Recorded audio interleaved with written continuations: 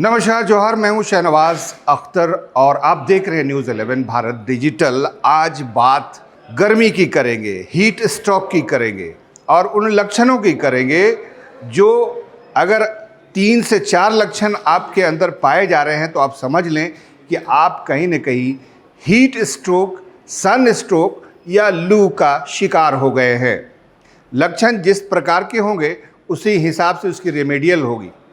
तो गौर से देखिए, ध्यान से देखिए, सावधान रहिए, क्योंकि आजकल जो टेम्परेचर आपको सुबह 9 बजे से दिन के 12 बजे तक सहना पड़ रहा है, ये बहुत ही खतरनाक है। स्वास्थ्य विभाग ने भी एडवाइजरी जारी कर दी है और सभी सरकारी अस्पतालों में प्राथमिक स्वास्थ्य केंद्र में 5-5 बेड रिजर्व रखने का आदेश जारी कर दिया गया है। एडवाइजरी बहुत इम्पॉर्टेंट है जो इस वक्त मेरे पास है, मैं आपको बताता चल रहा हूं।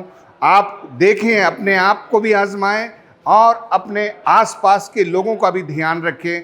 अगर आपको अचानक सिर दर्द हो रहा है, चक्कर आ रहा है, भ्रम या उत्तेजना हो रही है, सुस्ती या अत्यधिक थकान हो रही है, दौरे पड़ रहे हैं, आप बेहोशी हो रही है या किसी को हो रही है, घर में गर्म, शुष्क और लाल त्वचा हो रही है, अभी आपके रैशेस पड़ रहे हैं हाथों में, शरीर का उच्चतम स्तर पर तापमान चला गया है, हाई फीवर, बहुत तेज है दिल की धड़कन और मति भ्रम, यानी बार बार आपको हेलुसिनेशन कहते हैं उसको, वो हो रही है, मति भ्रम, तो समझ में नहीं आ रहा कि आप क्या करें, कहाँ जाएं, कुछ इस तरह की स्थिति है, और बेहोशी। ये तो कुछ लक्षण है जिसमें नौजिया भी एक है। नौजिया मतलब जी मिचलाना। आप देखें स्क्रीन पे हम वो सब लक्षण बार बार दिखा रहे हैं, क्योंकि समाचार तो बहुत हम लोग दिखाते रहते हैं, लेकिन आज का सबसे महत्वपूर्ण समाचार ये है कि आप खुद भी सुरक्षित रहें और अपनों को भी सुरक्षित रखें। ज़रूरी ना हो तो 12 बजे तक घर से ना निकले, शाम के 4 बजे आप निकल सकते हैं। अगर तापमान की बात करें तो रांची का तापमान 39 डिग्री के आसपास तो हो ही गया है, लेकिन डाल्टनगंज, जमशेदपुर, बोकारो, इन सब जगहों का तापमान 40 के पार 6 दिन पहले ही हो चुका है और मैदानी क्षेत्र जो है वहाँ तो 43 डिग्री टेम्परेचर हो चुका है। ये बहुत ही खतरनाक स्थिति है, इससे आपकी जान भी जा सकती है, इसीलिए सावधानी ज़रूरी है। अब हम आपको बताएं कि आपको करना क्या है। देखिए, कोई भी सन स्ट्रोक या लू तब लगती है जब आप किसी गर्म स्थान से, बहुत गर्म स्थान से बिल्कुल सन के कांटेक्ट में आकर अचानक एसी में चले जाते हैं, फैन में चले जाते हैं, तो ये जो ट्रांजिशन होता है, दरअसल यही कारण है जो बॉडी के अंदर का जो स्ट्रेंथ पावर है वो डिस्टर्ब हो जाता है। ट्रांजिशन ना करें, कभी भी बहुत तेज़ धूप से फ़ौरन एसी में ना जाएं, या फिर उल्टी बात, एसी से सीधे धूप में ना निकलें। बीच में कोई एक ऐसा क्षेत्र चुनें, कहीं आप छाँव में आराम कर लें, फिर अचानक धूप में जाएं भी तो चेहरा ढके, पानी पीते रहें। सबसे बड़ी बात कि आप पानी पिएं, आप अमझोरा पी सकते हैं, आप ग्लूकोज भरा हुआ पानी में डाल के आप साथ में रख सकते हैं। बहुत केयर की ज़रूरत है। आइए सुनते हैं डॉक्टरों का इस पर क्या कहना है। वो मेरा ये कहना था कि कुछ लोगों की ये मान्यता होती है कि अगर हम बहुत तेज़ धूप से आए हैं तो तेज़ ठंड में बैठ जाएंगे तो आराम होगा, लेकिन जो डिफरेंस ऑफ टेम्परेचर है ना, वो भी बहुत बड़ा रीज़न होता है। अगर हम बाहर 42 डिग्री सेल्सियस में रहें और सीधे हम 16-18 का एसी में चले जाएंगे तो हमें लगता है कि लू का खतरा ज़्यादा होता है, इसकी बनिस्बत कि अगर हम थोड़े थोड़े कम टेम्परेचर डिफरेंस को करें। लू लग जाए तो क्या? लू लग जाने के बाद आपको नज़दीक के कोई भी प्राथमिक स्वास्थ्य केंद्र पर जाइए। सभी लोगों को ट्रेनिंग दी जा चुकी है, सभी लोग जानते हैं कि इसमें क्या इलाज करना है। लू तभी लगती है जब शरीर में पानी और लवण की कमी हो जाती है। जब तक आपके शरीर से पसीना निकलता रहेगा आपको लू नहीं लगेगा, क्योंकि पसीना निकलना शरीर के तापमान को व्यवस्थित और नियंत्रित रखने का एक अहम जरिया है, प्राकृतिक जरिया, जिसके वजह से शरीर का तापमान कभी भी नॉर्मल टेम्परेचर से ऊपर नहीं जा पाता। तो जब तक पसीना निकल रहा है तब तक आप सुरक्षित हैं हीट वेव से। गर्मी कितनी भी पड़े आप सुरक्षित हैं। जब पसीना निकलना बंद हो जाता है, जब आपके शरीर में पानी की कमी हो जाती है, वो पहला लक्षण है कि आपको अब लू लग सकता है। और जैसे सर दर्द हो गया, बदन हाथ में दर्द हो गया, और अति गंभीर स्थिति में जो आदमी बेहोश भी हो जा सकता है।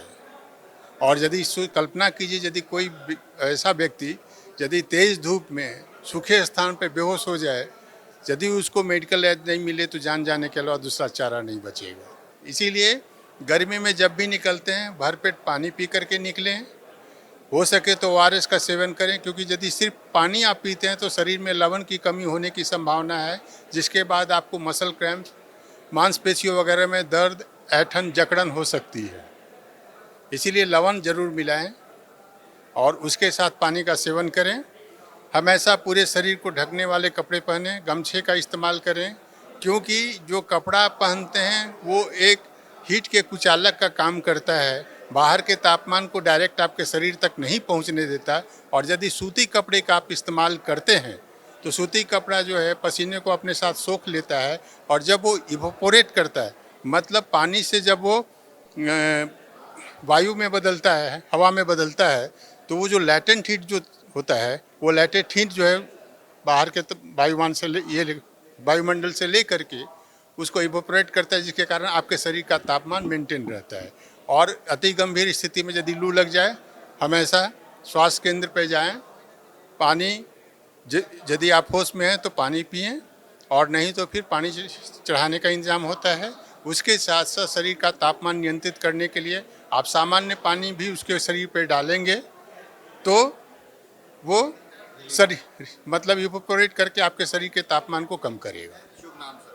मेरा नाम डॉक्टर वीरेंद्र कुमार सिंह। डॉक्टरों ने आपको वही सारी बातें बता दी हैं। लक्षण सामान्य ही है, सर दर्द होना, मितलाना, मति भ्रम होना, what to do what to not to do का फीलिंग आना, तेज़ बुखार आना, ये सब कुछ अगर किसी के अंदर पाया जा रहा है तो देर न करें, उसके बदन पर फौरन पानी डालें, जी हाँ, पानी डालें, उसको ठंडा करें शरीर को, और फ़ौरन उसको अस्पताल ले जाएं। बेटर होगा कि किसी क्लिनिक ना ले जाएं, क्योंकि क्लिनिक में डॉक्टर चेक तो कर लेगा टेम्परेचर, लेकिन पानी चढ़ाने की नौबत आई तो फिर उसको देर हो जाएगी। सीधे सदर अस्पताल मूव करें। अपने अपने सरकारी अस्पतालों पर विश्वास रखें। वहाँ पहले ही निर्देश जा चुके हैं, 5 बेड पहले से रिज़र्व है, या फिर किसी प्राइवेट हॉस्पिटल में जहाँ आप जाते आते रहते हैं वहाँ जा सकते हैं, अगर वहाँ पर बेड और सलाइन की व्यवस्था हो।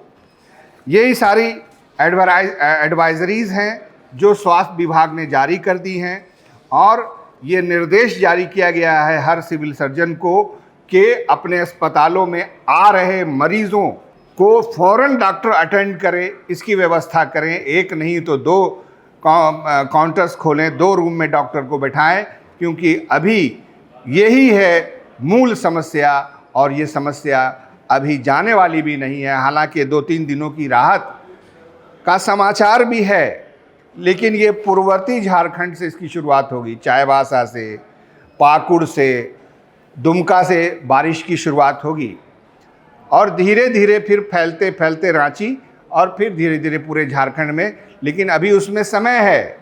26 तारीख की शाम में रांची वासियों को कुछ रिलीफ हो सकता है, लेकिन तब तक बिल्कुल सावधान रहें। खास करके जब अपने बच्चों को स्कूल से वापस लाने जाते हैं, उस टाइम बच्चे को भी ढकें, खुद भी अपने चेहरे को ढकें, और पानी पीते रहे। जाने से पहले पानी ज़रूर पिए, आने के बाद फ़ौरन एसी में न जाएं। थोड़ा ट्रांजिशन का सहारा लें, जाने में भी और आने में। यही हम भी अपील करेंगे। ये विकट समय है, और ये समय अभी लंबा चलेगा। अल नीनो ईयर है ये। आपको ये महसूस हो रहा होगा कि इस बार गर्मी कुछ ज़्यादा ही पड़ रही है। कारण ये है कि पिछले 2 सालों में ला नीना ईयर था। अल नीनो और ला नीना 2 ईयर होते हैं साइंटिफिकली। प्रशांत महासागर से और उसके सरफेस ऑफ वाटर से जो टेम्परेचर होता है उसी से काउंट होता है। तो इस बार थोड़ी सख्त गर्मी, कम बारिश का ईयर है। बंगाल की खाड़ी में, हिंद महासागर में कम एक्टिविटी होगी, कम साइक्लोन आएंगे, और जब कम साइक्लोन आएंगे तो कम वर्षा होगी ट्रांजिशनल फेज़ में, प्री मानसून में, जिससे गर्मी ज़्यादा रहेगी, ड्राई टेम्परेचर रहेगा, तो लू का खतरा, सनस्ट्रोक का और हीट वेव का खतरा बरकरार रहेगा। खुद भी बचिए, औरों को भी बचाइए। देखते रहिए न्यूज़ 11 भारत डिजिटल।